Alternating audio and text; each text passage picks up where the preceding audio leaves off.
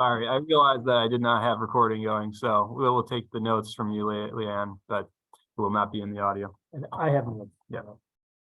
Thank you, Okay. Leanne. Thank you. Any other citizens' I comments? see Phil has his hand raised. Mr. Erner? Thank you very much. It's Phil Erner, County Legislator for District 6, part of the city of Kingston. I just wanted to bring to the council's attention that the Public Works Capital Projects Transportation Committee of the legislature is in the process of scheduling a county tour on transportation. We had our first formal meeting in Saugerties on March the 30th, and we're planning for typically the third, fourth, or if there's a fifth Thursday of each month to go to a different site in the county. Those will be publicly noticed and will appear on the legislature's calendar, and would love to have any of the folks who are regularly coming to these meetings or interested to come and attend. Thank you, Legislator Erner. You're welcome. Any other citizens' comments? No hands raised. No hands? Going once? Thank you. Item number 3 on the agenda, approval of the March 2nd, 2023 Policy Committee meeting summary. Do I have a motion for discussion purposes? So moved, Mike Baden. Mr. Baden, do I have a second? Second. Mr. Morrow, I have a motion and a second. Any discussion? Hearing none. Any opposed? Any abstentions? So carried. Thank you. Communications and announcements, Brian?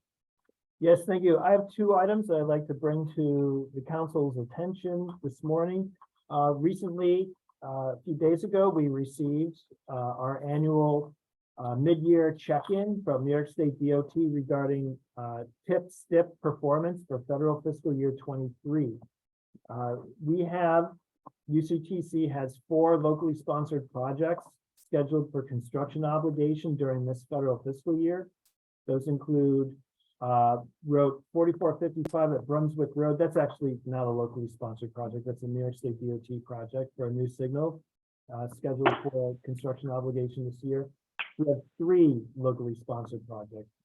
Ulster County DPW has 2 bridges on the tip scheduled for obligation 23. That's Sampsonville Road over the Mumbabkas Creek bridge replacement, County Route 3, and Xena Road, County Route 30 over the Sawkill Creek. I want to check in with Mr. Pine. You're here. How are we looking in terms of the schedule of those projects? Okay. Thank you. Yeah. What are they gonna do to the Sawkill Creek? They just replaced that bridge. You're You're not thinking of Lakes Mills Road Bridge, are you? It's Xena Road over Yeah, the that was Sawkill almost up Creek. to County Route 12. It's way up there. Oh, the other. Yeah. You go only up to, It crosses over again. The other side, it's got that picture frame. It kind of outlines the mountain behind it. Okay. The other project is a Town of New Paltz project, and I believe Town Supervisor Betez is here remotely. That's the Henry W. Du Bois Drive Bike and Pedestrian Lane, which of course is part of the Empire State Trail. And this is a separate bike pedestrian path, separate from the travel lane, I believe. And that's scheduled for federal fiscal year 23. Supervisor Betez, any updates on that project? How's it going? Yeah, it's going great. A little bit sarcastic there. So, we got the grant in 2018. The program costs were 2.7 million. The world has changed since 2018, if anyone doesn't need reminding. As we're preparing the bid docs, the design is done. But we're using DOT estimates as part of preparing those bid docs. It's now estimated to cost 4.3 million. So 1.6 million more than we originally had gotten the grant for. 1.5 of that is for construction and 1 million of that is just for the paving. Because paving has gone up, and yes, this is a bike ped project, but most of it's paving the road. So what's a little frustrating is that this project's getting held up. Bike ped project's getting held up because it's going to cost a lot more for traffic. But we're going to put it out to bid. Things kind of got held up so long that it's not really a good time to put it out to bid right now. So we're going to submit everything, get federal authorization to put it out to bid. And we're going to spend the next, maybe 2 months trying to get some more money. We're looking into hope maybe pave New York or pave our potholes, the pop thing. Any advice would be appreciated because, so much of this is for paving, and we are going to be redoing the road with like a 25-year lifespan on this road. So it's going to save the taxpayers money. We won't have to redo it in a couple of years. We're also asking the county for some money for like rec money, carbon reduction funds, hopefully. But right now, the plan is to go out to bid this summer. We already did the tree work. We had to pull the tree work out of the grant because we didn't have final approval yet. So we've done that, and we're ready to go. We can start construction hopefully in the fall when we get the bids back, and right now the plan is to try to get it done before the end of 2024. That's great. In terms of STIP performance, that is very good news. Recognizing all the frustrations that you're experiencing with that project. I think it's pretty universal these days. It's a good segue. Supervisor, you did mention carbon reduction funds. The other item that I wanted to mention is I put out an expression of interest to all of our municipalities if they had interest in UCTC's sub-allocation of carbon reduction funds, which is a relatively small amount of money, roughly $200,000 per year over a 5-year period. I received 2 expressions from the village of New Paltz and the city of Kingston. Supervisor, I did not receive one from the town. Was that something you were intending to submit? Yeah, I mean, I guess I thought you were CCing it on some emails, but yeah, I can submit it. We've just been held up pulling all this other stuff together, but if it's not too late, we'd like to submit one. It is not too late. We're not allocating funds at this time, but the purpose of the expression of interest process was to see what interest there was among our municipalities and compare that interest to dollars available, begin to strategize what we may be able to do with the limited amount of funding that we have. Since we do have an email correspondence from you, Supervisor, that goes back several weeks, essentially you already detailed all the information that we would ask for in the letter. If you could just put that Finalize it for us. on Yeah. your letterhead and send that to me electronically, that's more than. Okay, I'll get that to you today. Thank you. As the supervisor indicated, he's going to put in a request, and we received 2 other requests, one from the town or from the village of New Paltz to assist them with the completion of an existing federal aid project, which was a TAP grant that the village had received a number of years ago to do segments of sidewalk throughout the village. And their request is for $145,500 in carbon reduction funds. So that's a little bit less than a 1 year's sub-allocation to the UCTC. Seems like a perfectly reasonable request, considering especially that this project has been, the village has been laboring, I know, through the design approval process for many years, and you're right on the cusp of getting this project ready to go. 125, you said?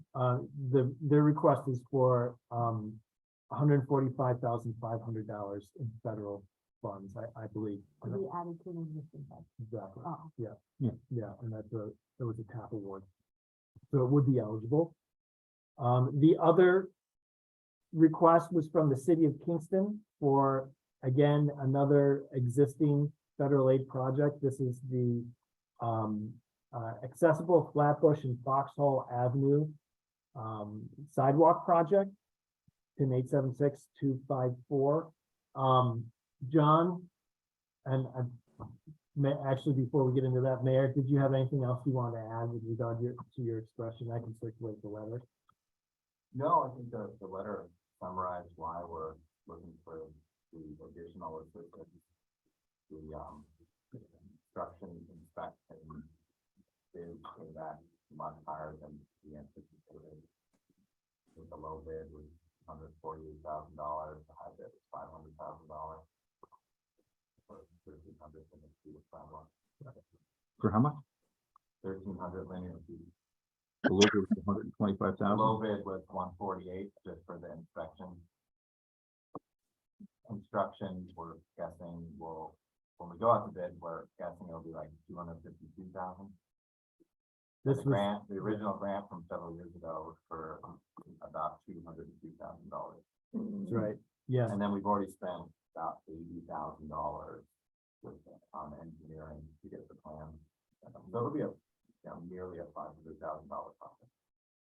right. And interestingly enough, after that application was submitted by a previous administration, I believe, the New York State DOT raised the minimum threshold to, I believe, $500,000 because this is a relatively small amount of funds and a big undertaking in terms of paperwork. So we recognize the difficulty and frustration, I think, that the village has dealt with, and you've dealt with it nicely because it looks like you're about ready to obligate construction. So, Our plan for some time was that the town and the village were going to go to bid at the same time for construction, because part of our sidewalks will connect with the town's bike ped project. I don't know if those stars will end up aligning, but it's designed to fit. Yeah. Yeah, and the construction inspection numbers, those who bid on it were also under the impression that they would be doing this project and our project.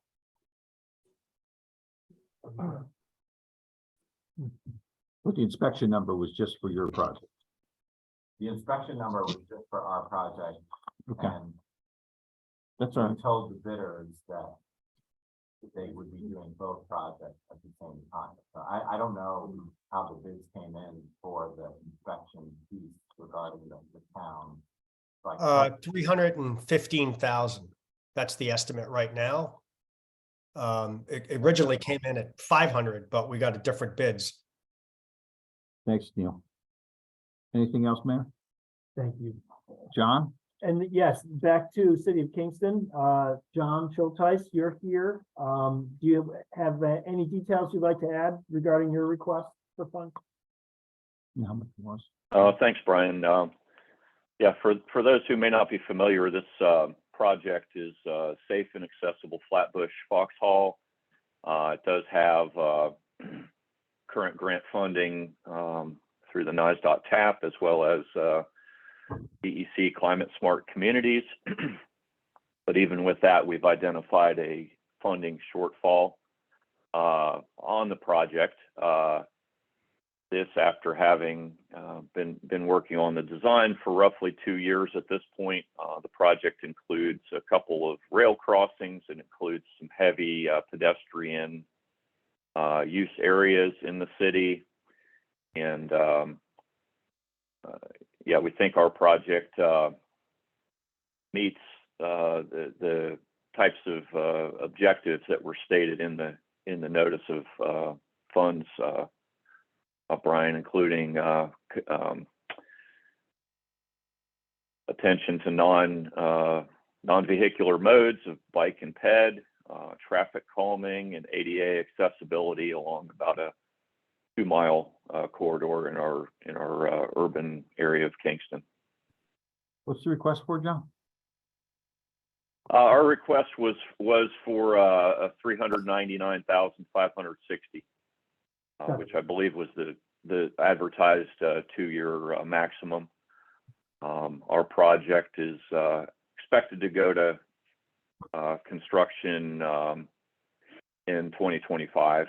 At this point, we have about an 18-month right-of-way process to start before we could even be bidding this project. So. Great. Anything else you want to add, John?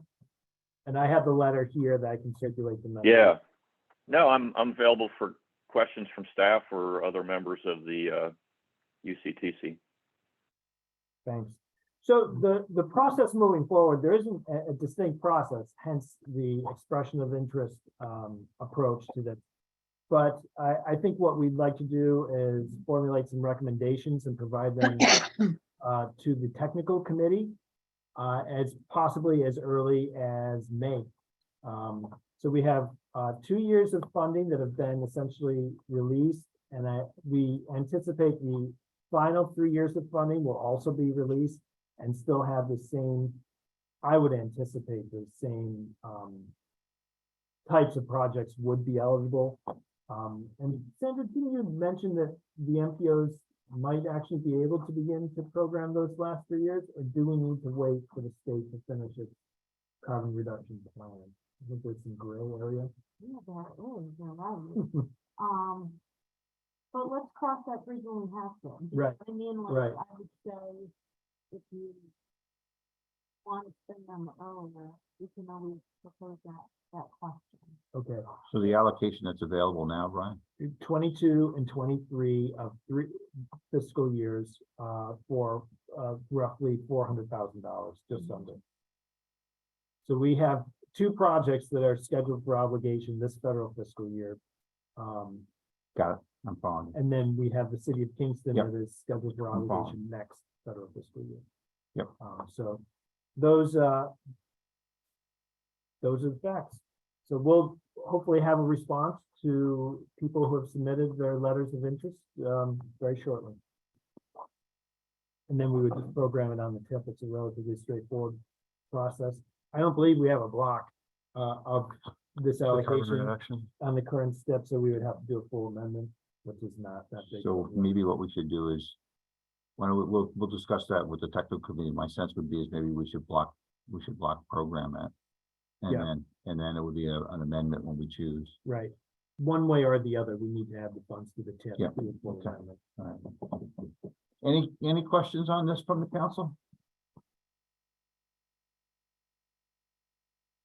And then last, if there aren't any questions, just under communications and announcements, I'd like to remind everybody that if you go to the funding opportunities section of the UCTC website, we do link directly to the U.S. Department of Transportation Bipartisan Infrastructure Law website, where they update every other week, essentially, all the new funding opportunities that are available. There will be, we are anticipating calls for the Protect program. There are so many new acronyms, I apologize. I don't know what they stand for.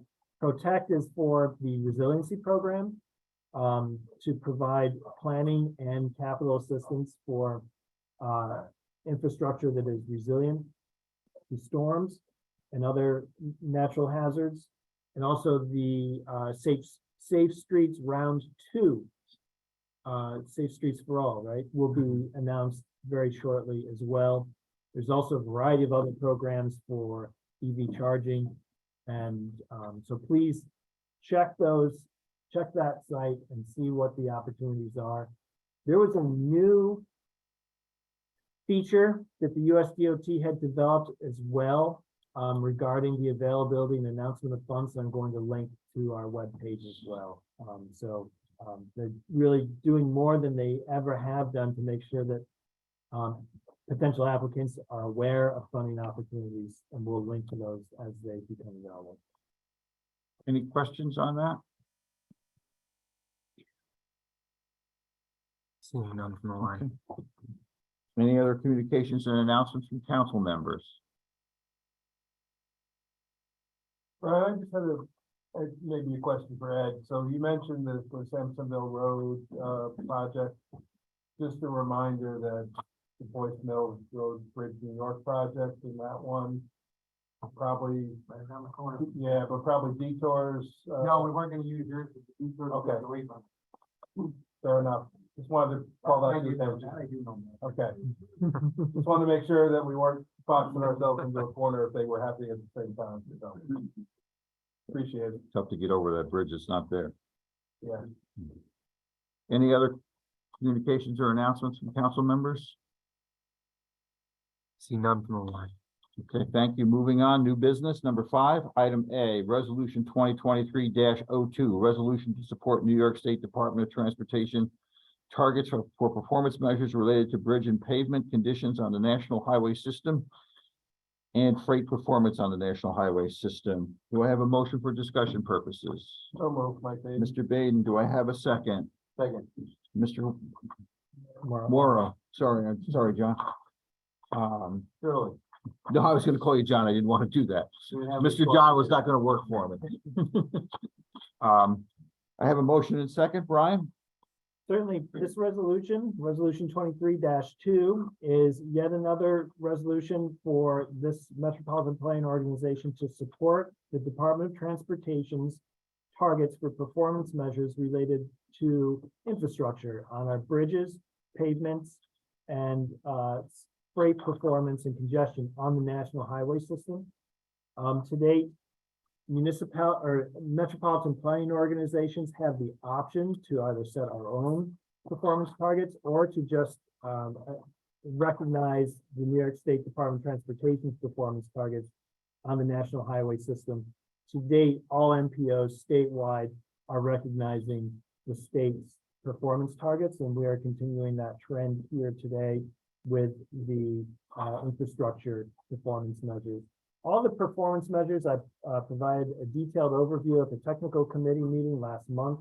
They are highly technical in nature, but they're dealing with the, I believe it's a 5-year rolling average to develop a trend with a baseline year of 2021 and targets for performance in terms of conditions of our bridges on the national highway system, pavement performance on the interstate and non-interstate national highway system, targets for travel time reliability, which is a measure of congestion on the national highway system, as well as targets for freight performance, which is also it's truck travel time reliability on the national highway system, are shown here in attachment 1.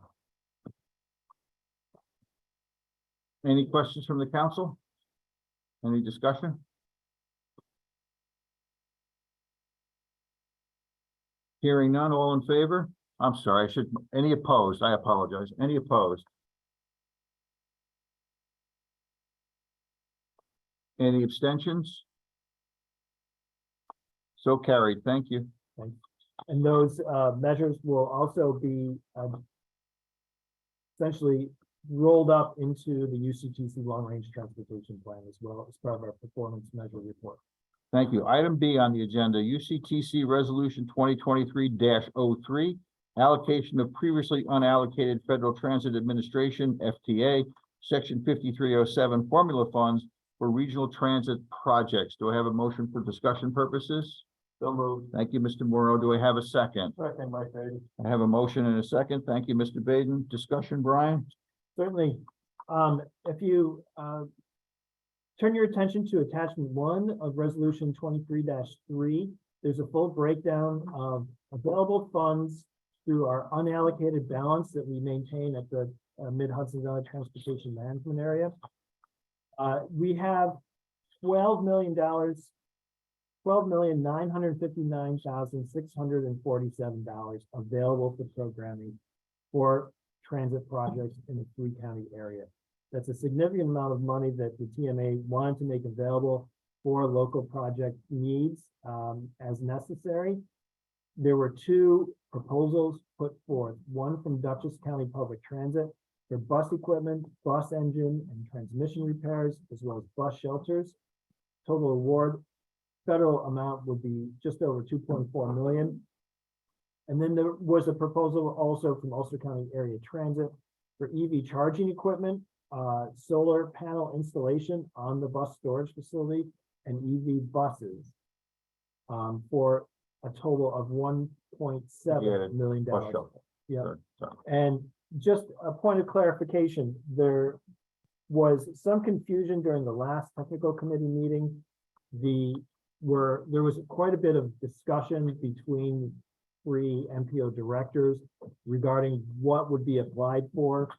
Ulster County Area Transit did also request bus shelters in the amount of $600,000.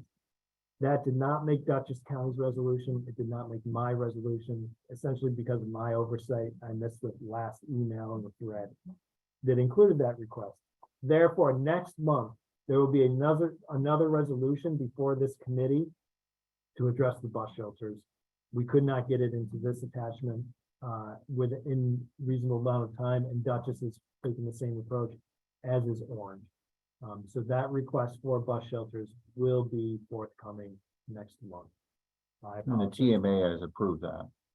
Well, The TMA is, the directors have. exactly, thank you. The directors had no problem whatsoever in having the additional request for bus shelters. We're just going about it, pushing our papers a little slower. So after these initial requests are made, there will still be a remaining unprogrammed balance of $8.7 million.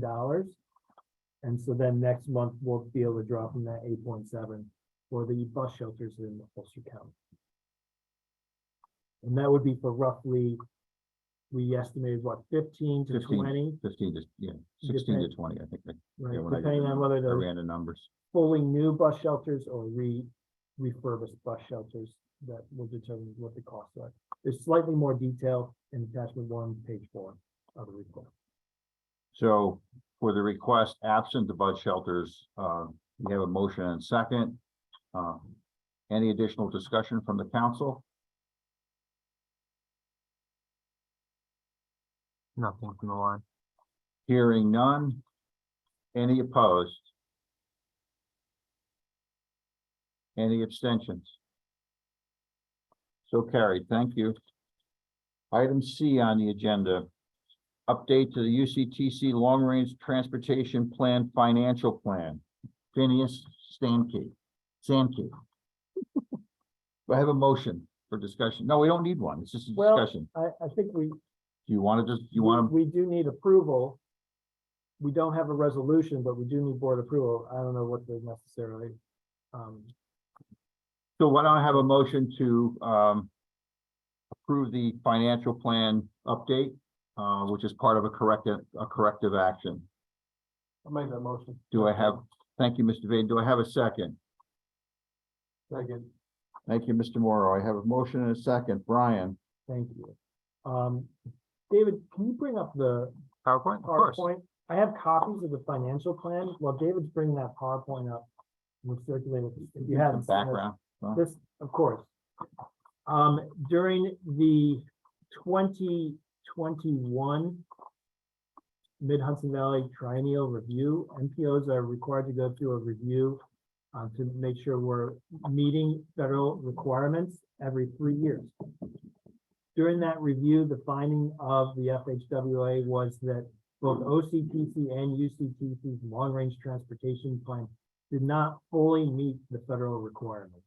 The main problem with our financial plan was that it did not, thank you, Dave, it did not include a system-level estimate of cost for the transportation system to the horizon year as required under the reference code. So therefore, we were told we must update our long-range transportation plan's financial plan to fulfill the requirements of the aforementioned regulations. To continue. So the process that we used was, first, we developed a technical memorandum that I submitted to Federal Highway and Federal Transit Administration for review and approval. That was submitted in December. Through the holidays, there was a bit of a delay in February. We reached, including, New York State Department of Transportation main offices, including those reviews as well. We reached a consensus regarding the methodology February 23, and then during the previous technical committee meeting, I submitted the revised draft Section 8 financial plan. And then today, what we're asking is for the policy committee to approve this revised.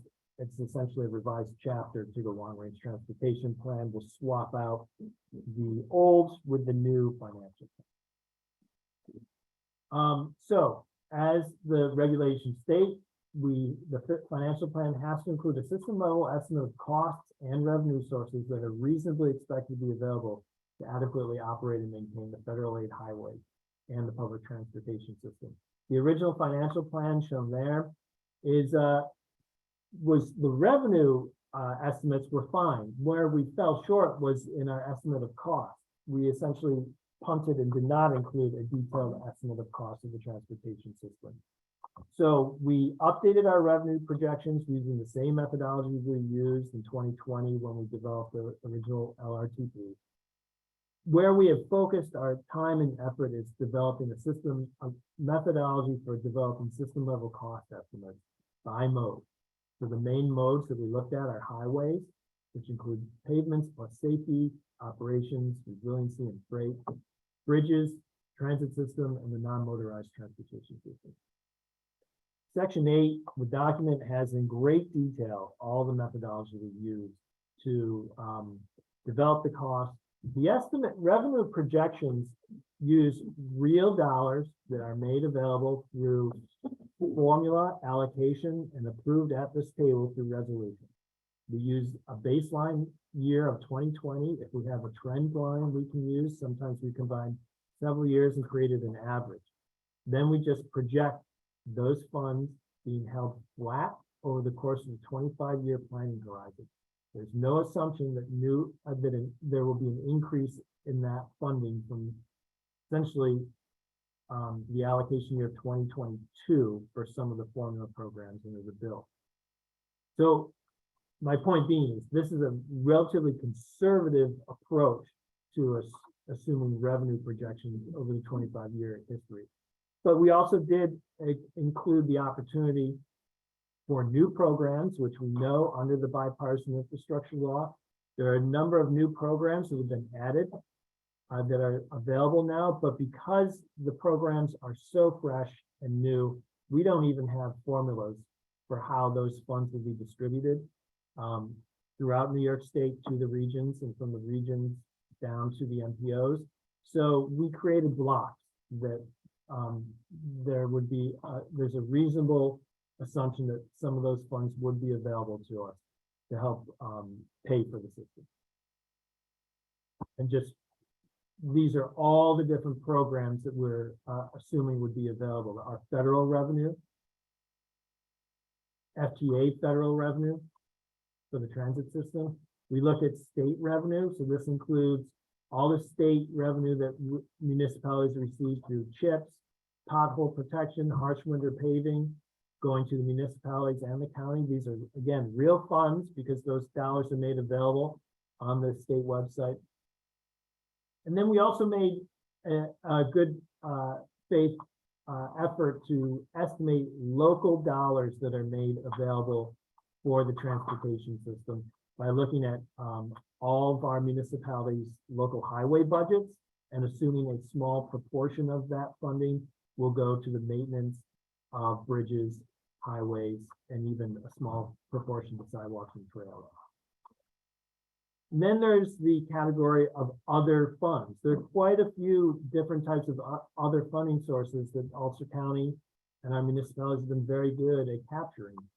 These are competitive funds, so there's no guarantee we can receive them. But if we looked at the tip over the past several years and created, again, a conservative estimate that we will be capturing TAP and rec trails funds into the future. And we estimated an average of 2.4 million per year going forward.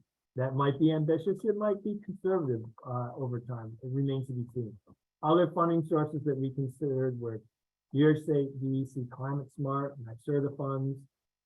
Private funding, a small amount of funding goes to maintain some traffic signals and roadways in the county, local bridge funding, then other transit funding as well. So there's a lot of revenue. All said, we estimate over a 25-year planning horizon, $1.5 billion available for the transportation system. Sounds like a lot of money, but it goes very fast. So then the next step in the process of the financial plan is to then distribute those funds to targets based on needs. So we have very specific methodology on how we estimated what were going to be the needs for the state and local highway system. We're looking at the federal aid system only. And that methodology is detailed in the appendix to section 8. Every different type of facility, how we estimated a calculation is provided in the appendix of the document. So we looked at, you can go back, Dave, yeah. Okay. Right, yeah, thank you. So for the development system level cost estimates, again, highway resurfacing, we looked at state pavements, we looked at the cost that the state is paving per mile, per lane mile. Region 8 was able to provide that to our local residency. We looked at safety emphasis areas, bridge replacements. We have a good history and data for bridge costs. We looked at average cost per square foot of deck area and calculated based on the current bridge conditions, an estimate of the number of bridges that would be replaced. We had that deck area and it's factored into the calculation cost. And then based on the type of facility it was, only certain facilities are eligible for different types of funding sources. So we made sure that we are following all the rules of the federal or state funding source and only applying those funds to eligible facilities. Public transit, non-motorized transportation, we have an estimate of sidewalk area throughout all of our villages in the city of Kingston, and we have condition ratings of those sidewalks. And so we use that objective data again to estimate a cost to do full replacement over the horizon. Thank you. So that's the black and white of it. And in order, we can do the calculations, throw them in tables. It's really difficult for even us as planners to get our arms around the numbers. And we recognize that early on. And in looking at other approaches to the financial plan, we reviewed other MPO financial plans across the state and across the region. And one method that I personally thought was really interesting was the Sankey chart. So we have here Captain Matthew Henry Phineas Ryle Sankey of the British Corps of Royal Engineers. He was the inventor of this. It's a flow chart, and he used it to show the efficiency of steam locomotives at the turn of the century. And it can be used to just describe the flow of resources to various targets. And so that's what we use to develop. Yeah, definitely use the slide ruler in the development of that chart. Sharp as a tack. So on page 5 of the plan, you can see the full chart, and I know it looks like a bowl of spaghetti, but when you break it down into the segments, it really starts to make sense of what we've done here. So we have our revenue sources, federal aid of 610 million, state aid of 221 million, local funds of 450 million, and then other funds of 234 million. So this first segment of the chart shows that the blue is going to be allocated toward the highway system and the pink is going to transit. So it's showing how we start to divide the funding and assign it to a certain mode.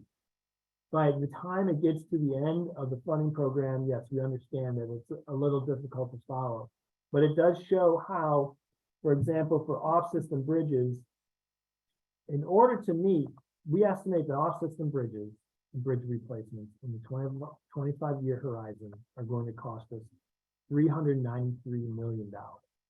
In order to meet that challenge, we have cobbled together 1, 2, 3, 4, 5, 6, 7, 8, 9, 10, at least 10 different funding sources in order to fill that gap. This shows the challenge that, in particular, off-system bridges are going to provide us in the years ahead. Looking at the bottom for the transit operations and capital, it shows transit capital. We're cobbling together. If you go to the next, thank you, Dave. For transit capital, we're cobbling together 10 to 15 different funding sources to meet our capital needs of the transit system.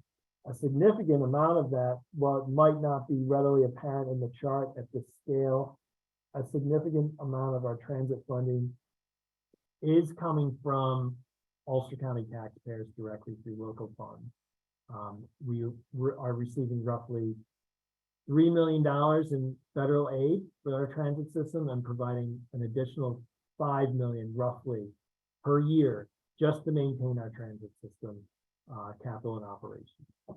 So long and the short of it, this is a full description of how federal aid, local aid, and state aid is allocated toward the transportation system. You can go to the next slide. Oh, I'm sorry, I didn't realize there was more detail here. Near the end, on pages 6, 7, 8, and 9, I have a full description, again, of how we calculate these estimates and allocate the funding, and it describes the funding sources that go to the target investment area. Brian, did you increase costs on a regular basis? Yes, costs of the system are increased based on a general, I believe I used 2.8% per year, year over year inflation for all of for the full system. So revenues are held flat, but we are assuming inflation is not going to go away. It's a good assumption, but So in conclusion, the financial plan as written has already received approval from New York State DOT main office, and we certainly appreciate their assistance and cooperation through this process.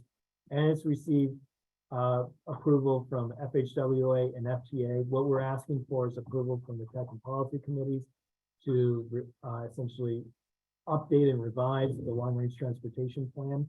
We think that this process could use a little more work and refinement, particularly as our formula allocations become clearer.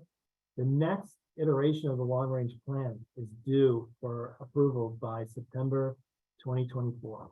Feels like we just updated the long-range transportation plan a few years ago. It's already due for its 5-year update cycle. So I really feel that this new methodology is very sound and it provides us with a great foundation for continuing to improve it during the next full update and providing even more clarification regarding the process and the methodology and improving some of the illustrations so they're clear and can show how these dollars are being allocated. So thanks, Brian. Any questions from the council?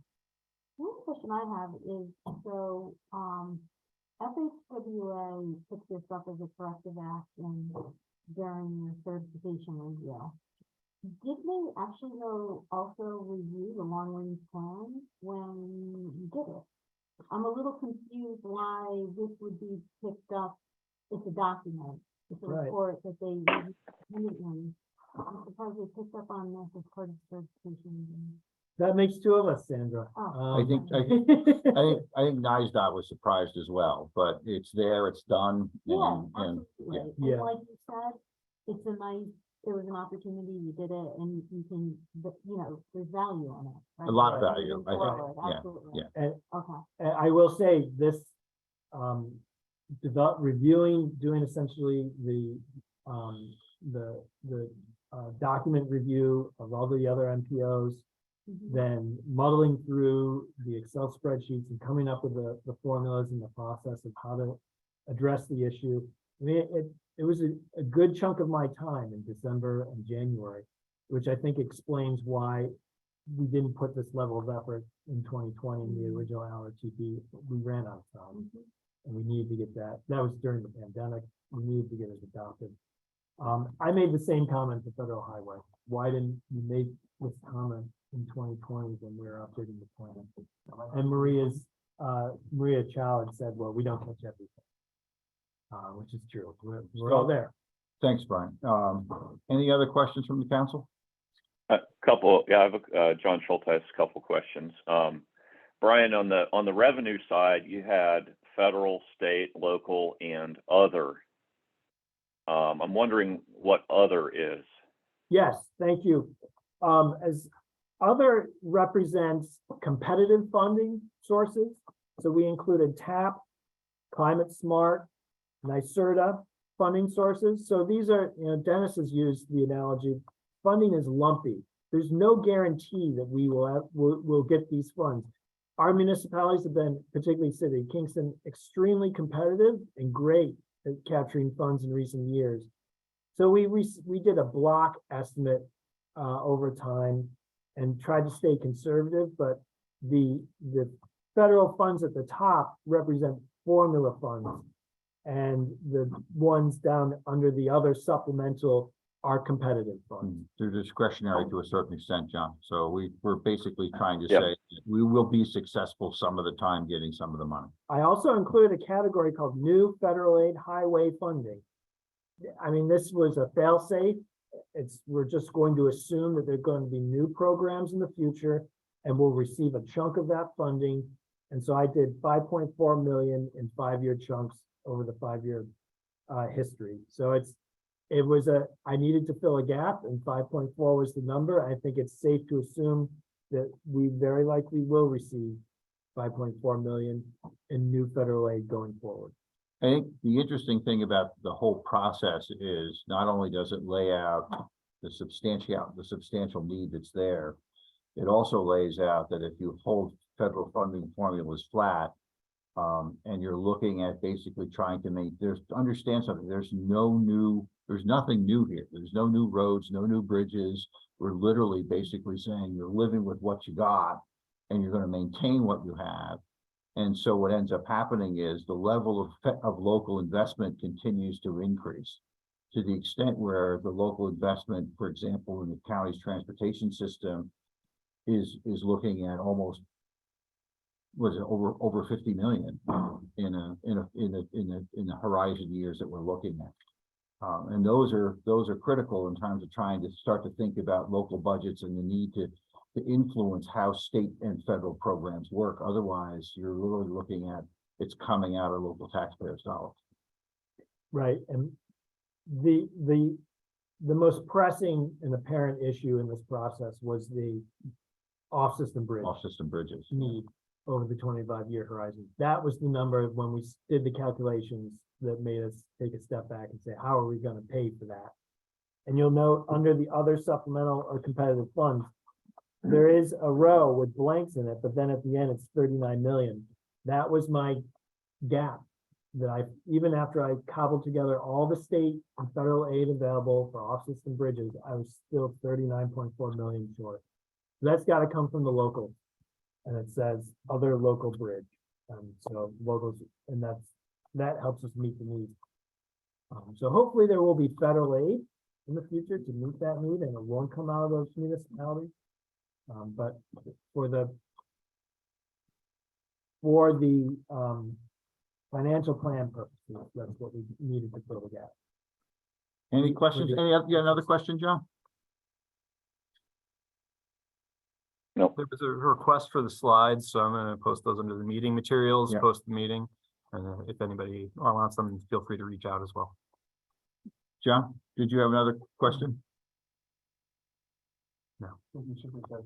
Oh, okay. That's fine. Okay, with that, anyone disapprove? Any disapprovals? We had a motion on the floor. Any abstentions? Thank you. So I will, as soon as I have time, swap out the old chapter with the new. I think we'll also ask our graphic designers for a quote. We had our long-range transportation plan was done by a professional graphic design firm out of Utah, Skill Day Design. I think they would be happy to update these chapters so it meets the formatting. So we'll request a quote to get that done, or maybe we just wait till we do the full update. Okay. Right. We'll take a look at that. Anything else? Brian, other old business carbon reduction funds we've already been through. We don't have to go through that again. Any questions with respect to carbon reduction funds? Project updates, Ryan and Dave? Sure. UCTC has a number of planning projects that are presently underway. We have the Route 9W Mobility Plan. I just recently provided the existing conditions report is now available on the project website. And then the next several weeks, we'll be unveiling a participate at your own pace public involvement session. So there will be a video or a series of videos that the public can access through our website.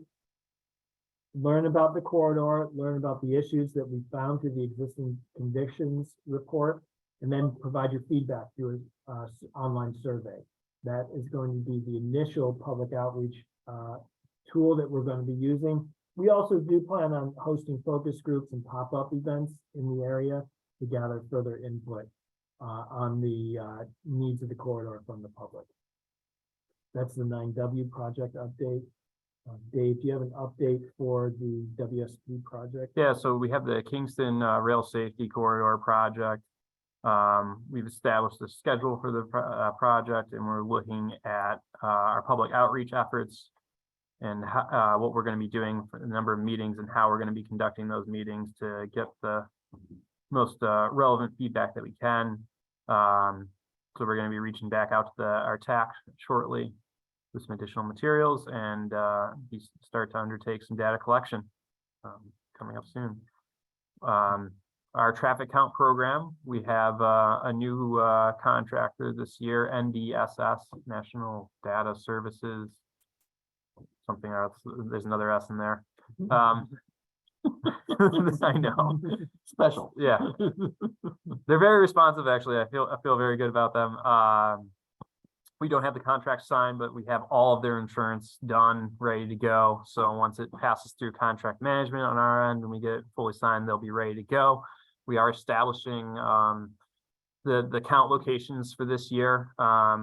Throughout the year, as we get requests for counts, I put them into a list, which supplements out our standard rotation of counts. So if there are any locations that you need a count for a project, or if there's an interest level, please let us know, and we can get that programmed.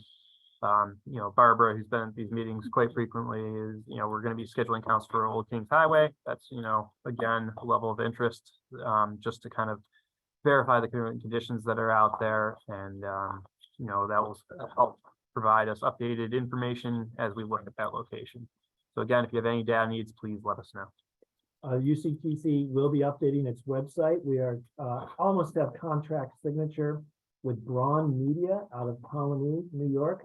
The contract's relatively small for $12,500 to do a full update of the UCTC website. I mean, the URL is hosted through the county government website, but our benefactors at USDOT have always urged us to have our own independent website and image and to illustrate our autonomy. So we are going forward with that. And this should, if you visited the UCTC website, even staff are having trouble navigating, finding materials. And it's gotten to a point where we've just required to do a full update to reorganize the material. So this is going to make, we believe there'll be a document database now made available. So it'll be so much easier to search and find past meeting minutes and agendas, existing planning documents, and other information. So it should be really increase and improve the user experience and be ADA accessible as well. And then finally, we're working on getting New York State DOT approval, main office approval on 2 FTA contracts. We need to update our coordinated human services transportation plan, as well as conduct a route optimization study. We're using FTA planning for these efforts, and FTA planning funds require a very strict procurement checklist mode, and New York State DOT is assisting us with that. So as soon as we can check all the boxes, we'll be able to issue those RFPs as well. So it's going to be a busy year.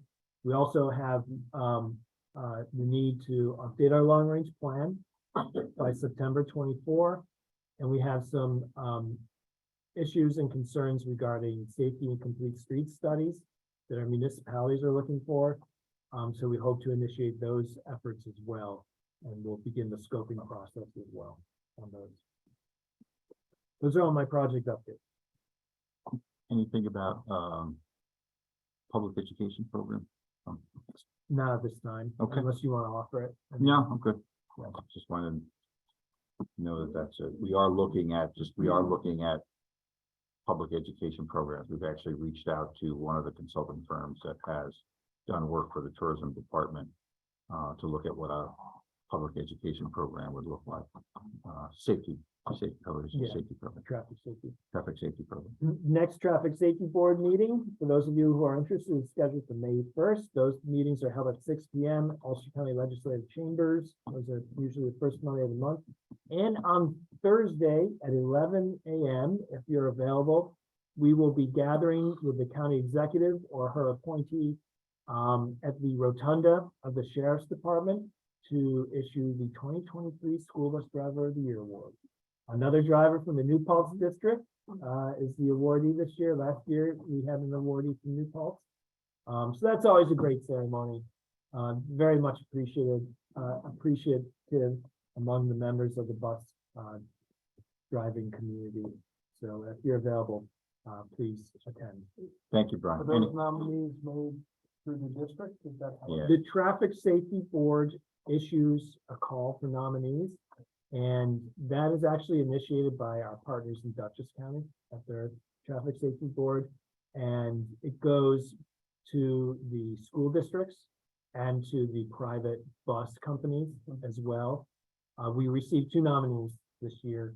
In years past, we typically don't receive more than 5, but there's always at least one that just really rises to the top. Tersa Faso is her name, no exception. She's got had just glowing recommendations from parents and students and staff. So, Very important job. yeah. Any other business from the council? Any other updates from the council members?